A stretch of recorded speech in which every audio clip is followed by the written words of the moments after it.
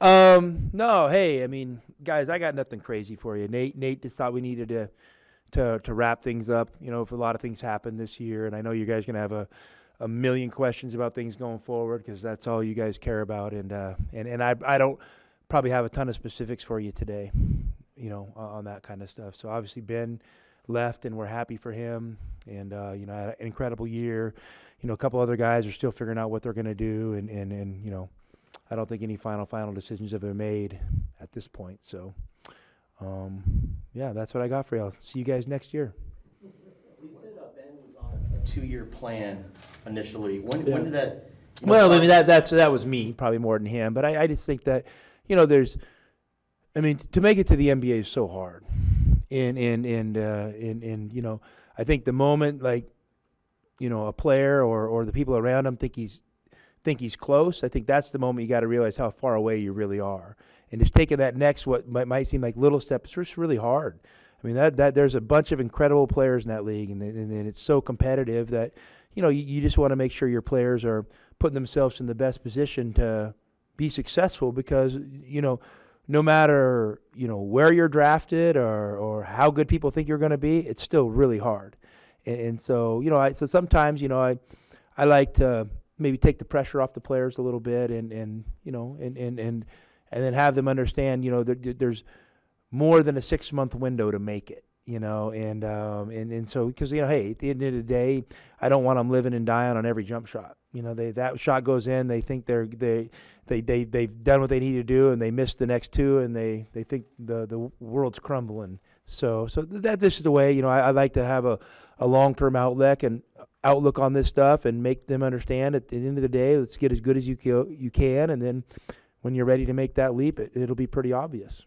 Did you sit down with Ben at the end of the season and just kind of wait out his decision, or was you already? No, I think we pretty knew that the track he was on, and Ben and I had communicated openly all year about everything, and he's an awesome dude, a great young man, and I'm really thankful, that he decided to stay here, and I think he had a good experience, and I had a great experience coaching him. To the casual Arizona fan who doesn't follow recruiting day to day, but is used to having these big recruiting classes coming in and they don't see it this year, what's your message to them? Trust the process. I mean, I think we're in great shape. I love where we're at, and just listen. There's people decide to do things for whatever reason, and this is how I operate, and I think we're in great position, and I think we're going to have a really good roster next year, and I think we'll be extremely competitive, and I'm excited about that. How do you kind of wrap up your first year? I think it's your anniversary is technically today or something. And Yeah. you feel like it's some kind Where are of my in a flowers, good way? Bruce? Well, didn't have any, but I'll ask you about it. And I just wonder, and maybe in a good way, is it? It's been awesome. It's been awesome. I mean, it's been a ton of fun. It's been a little bit of an adventure, and it's been humbling, at times, and then I've just obviously been able to reflect a little bit since the season's been over, and I'm excited to do it again, and I've already working through my own little processes of how I digest things in the off season, and the things I want to work to get better, and I just know this, I was fortunate enough with some of these Coach of the Year awards, that one of them, whatever I had to received at a media timeout in the national championship game, and I walk out that court and I was tired. It had been a long, just going through the season and that. But when I stepped foot on that court on that Monday night, I was like, yeah, this is where I want to be. And, I don't take it for granted. I'm not making any promises, but it definitely added some fuel to my fire. When it comes to guys that are weighing their future and all that, how do you kind of plan for that, knowing that you may have a spot open or that you just have to assume that they're coming back?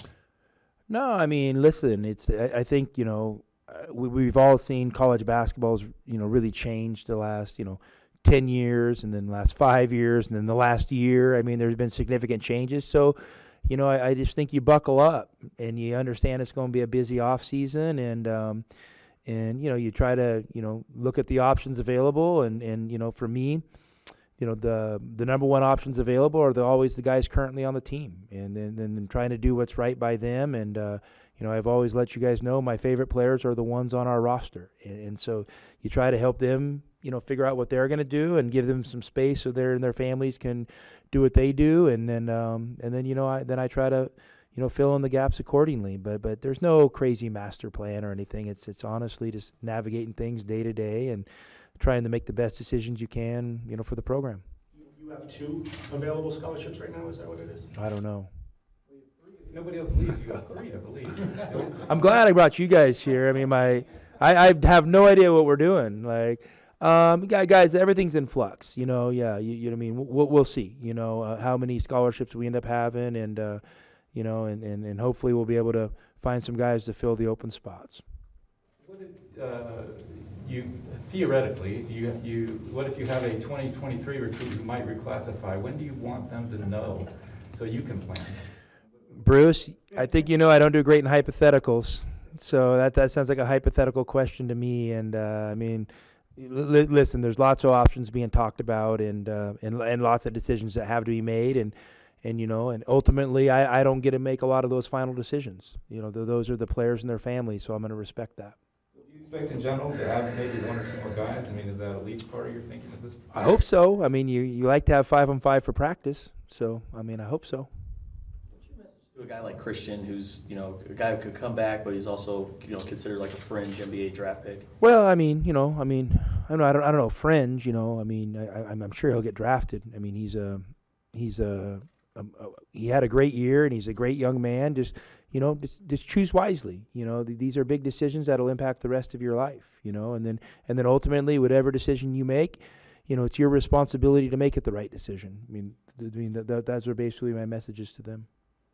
Are Christian and Dalen, or anybody else for that matter, going through that, getting that formal feedback process before they decide, or with the NBA, they still have? Yeah, I mean, I think they're all going through that process.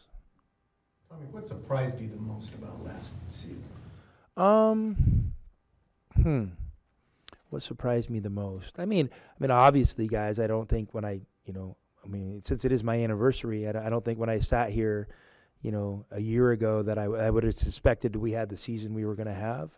But, as it started playing out, I saw it, and I was like, I knew we had something. I'd been part of good teams before, and I thought we were a good team and had a chance to be great. So just maybe that was a little bit of a surprise. But then when you peel back the layers, and I think back to our first workouts here and how we, attacked fundamentals and some of the concepts we wanted to play with, and just to see the progress the guys made and how much each player improved individually, was pretty significant, and it was a lot of fun. Help when you have that buy-in from a new team coming in your first year and just having that buy-in from the players? Well, I mean, obviously it's great, but I think that the buy-in has to be earned, and obviously I felt like myself and our staff really worked at that, and we wanted to develop trust with these guys, and we wanted our relationships with them to be authentic. And to be real, and so we spent a lot of time working on that stuff. We asked about Christian and Dalen maybe as far as staying here, but any of the European guys, those guys always have decisions to make if they want to. I think everybody's figuring out all their options. As I tell people, April in college basketball is a crazy time. Everybody takes a step back, and every coach wants to renegotiate. Every player wants to know what their options are, and so everybody kind of takes a step back and looks at it, through their own lens. And so, I feel good, guys. I mean, obviously there's no guarantees about anything, but I feel great, that we're going to have a really good roster next year, and I'm excited for that. It looked like Kerr and Ben went to the DMV this week. Kerr posted a photo of it. Is it normal for international guys to kind of... I think they all try to get their license eventually, but this is what I know. I mean, I think Kerr's a better shooter than a driver. So beware. When you get into serious conversations with recruits now, does it always include NIL stuff? To be honest with you, we've had a couple young kids that fortunately we've done okay recruiting wise with. I mean, I don't know, obviously can't say too much, but and those ones, the NIL never even came up.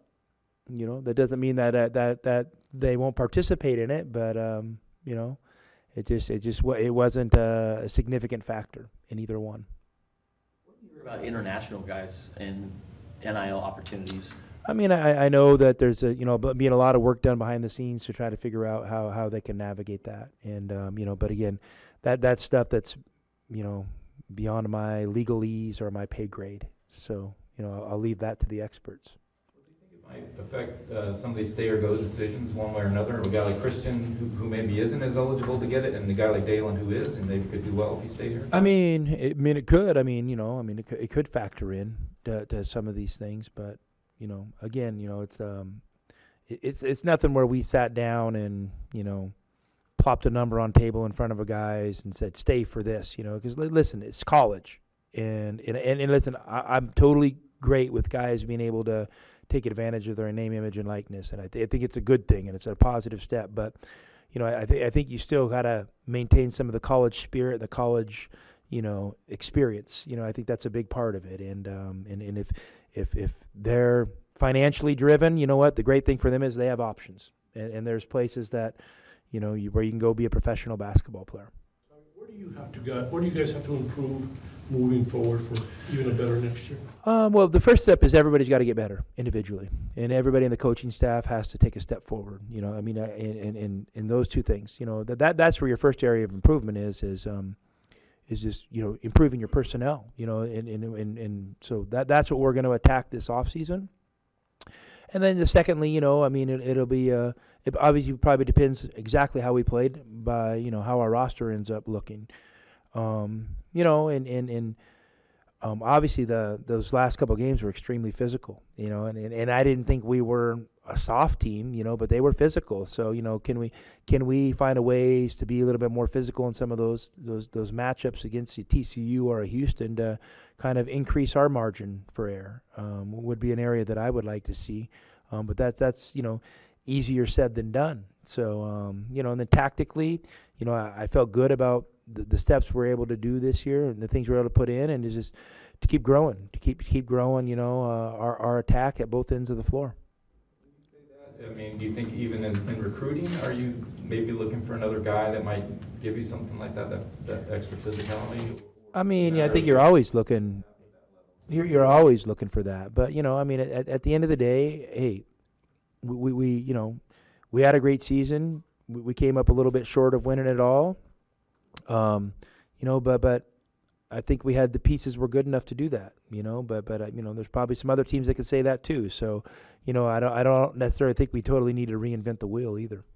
When do you expect to get Dylan on campus? I'm sure he'll be here, early summer would be my guess. Chance to get to work with him? Yep. Yeah. Mm-hmm. What are your expectations for him for first year? Well, first off, I think he's a really good player. I think he's really talented. I think he fits our culture.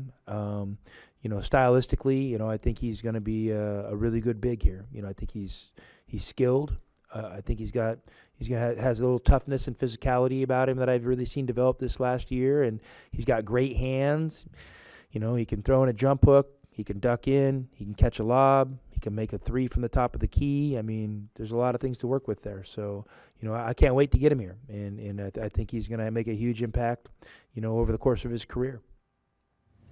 Speaking of it again, there was some talk, we were talking about the physicality that you guys and Gonzaga kind of had similar losses in the tournament to teams that kind of were physical, and maybe officiating was different. I mean, did you feel like that? Did you talk to Mark about that at all? I mean, not really. I mean, Houston's they're their own animal, and they're probably way closer to the fifth best team in the tournament as opposed to a 5 seed, and it's just one of those tough matchups. And they caught us, and caught us on a good day where we didn't play great, and probably energy might have been running a little bit low as we got towards the end of the season. I mean, that was a hard run, and maybe it just all kind of caught up with us at the end. But nothing but respect for Houston, and I tip my hat to them. When NBA scouts or execs ask you about Benedict, what do you tell them? Well, I mean, those are personal conversations usually, but obviously I tell him he's a great kid, and I think his best days are ahead of him, as a basketball player. Anything One more. So can you give us a rundown, what's your summer look like? When do you have the guys to work with? When are you out recruiting? I thought you were gonna ask like when I'm hanging out by the pool and soon. Guys, I haven't stopped. I haven't been able to stop. Like we for me, so I'm still figuring all that stuff out a little bit. I mean, I went to the Final Four, had to do a bunch of things back there. Came home for a few days, went back east recruiting. Had to do a deal in St. Louis on Monday. Got here Tuesday. Lunch. So I'm just getting my feet on the ground. So yeah, we'll figure all that out. I mean, we'll have a good summer with the guys, and I mean, I'm sure we'll have guys, playing on national teams kind of all over the place, and in youth tournaments and stuff like that. So we'll figure it all out, and we'll have a great summer. And I love working with the guys in the off season. I think it's really important, and I plan on taking full advantage of it. Started those like limited 2 hours a week? Yeah, we just started a few here and there, but we're slowly getting back into it. Bruce, you ask a lot more questions when in here than you do in those national ones. You get shy in all those national ones. Okay. You got to raise your hand. I think we're going to institute that there. We have to start raising our hand here, and we'll hand you a mic. Do you have any scheduling info, like any games that you've? We're working on a lot of things right now. Nothing specific. Nothing specific. I mean, obviously Tennessee's coming here next year. We're in Maui, and we're trying to figure out the rest of the schedule, as we go, and I'm sure those things will start coming out here shortly, But to be honest with you, I don't have anything beyond those things right now. I mean, with the team you might have. Did you raise your hand? Do you think that you have a lot of guaranteed spots? I mean, could you maybe look for some tougher teams because of the team? I mean, those are all conversations we're having, and and we'll see where it goes from there. But hey guys, listen. Scheduling something that everybody's always going to complain about, and it's not an easy thing to do. And I just know this year, with the schedule we had, we inherited some of it. We did some of it on our own. We ended up being a 1 seed, so maybe the formula wasn't so bad. Gonzaga. I don't know. We still haven't figured that out yet. Indefinitely postponed. Indefinitely postponed. Yep. Thoughts on Liam going to NAU? I'm happy for him. Liam wanted a chance to. He felt like he had a better opportunity to get on the court there, and that's ultimately what he wants to do. He's worked really hard, so the coaches were great, and the great thing about Liam is he handled that all on his own. I was pretty busy, so yeah, he handled it all on his own, and he feels really good about the decision. So we're going to support him. Put together a defensive game plan to keep him off the scoreboard, or? Well, the defensive game plan might be to push that game back a few years. That might be the defensive game plan. So, so we'll see on that one. With the way the transfer portal's going these days, I guess I'm a little surprised Shane Noel isn't in it. I mean, do you expect him to be back? And we're listen. Everybody's having conversations about all that stuff right now, and I just told our guys, hey, we don't need to rush to any decisions.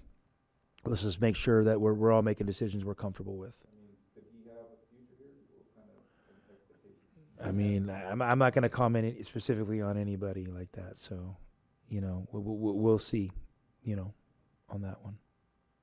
All right, guys. Have a good one.